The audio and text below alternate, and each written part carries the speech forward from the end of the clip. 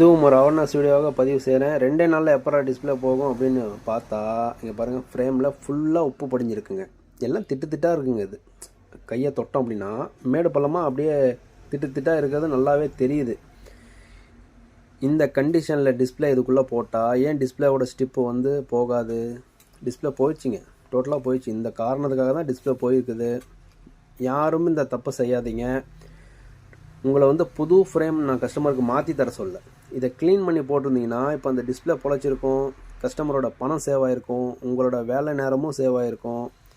யார் இந்த தப்பு செஞ்சாங்கன்னு தெரில. யாரும் தயவு செஞ்சு எந்த கடைக்காரரும் இந்த தப்பை செய்யாதீங்க. இல்லை இந்த கண்டிஷனில் இருக்குன்னா கஸ்டமர்கிட்ட ஓப்பனாக காட்டிடுங்க. ஏப்பா இங்கே பாருப்பா, உன் செல்லு இந்த கண்டிஷனில் இருக்குது, எனக்கு டைம் கொடுத்தீங்கன்னா நான் நல்லா ரெடி பண்ணி தரேன், இல்லைனா வந்து டிஸ்பிளே மறுபடியும் போயிரும்பா அப்படின்னு அவனை சொல்லுங்கள். அவங்ககிட்ட சொல்லுங்கள். நிலைமை எடுத்து சொன்னீங்கன்னா கண்டிப்பாக புரிஞ்சுக்குவாங்க. புரிஞ்சிக்காமலாம் யாரும் இருக்க மாட்டாங்க. இப்போ வந்து இது தேவையில்லாத செலவு கஸ்டமருக்கு. இப்போ நான் இந்த கண்டிஷனில் வந்து கஸ்டமர்கிட்ட காட்டினேன் அப்படின்னா கண்டிப்பாக இந்த வேலை செஞ்சவருக்கு சாபம் விடுவாரா விட மாட்டாங்களா? கண்டிப்பாக விடுவான். என்ன இப்படி பண்ணிட்டான அந்த கடைக்காரன் அப்படின்னு என் முன்னாடியே திட்டுவாங்க.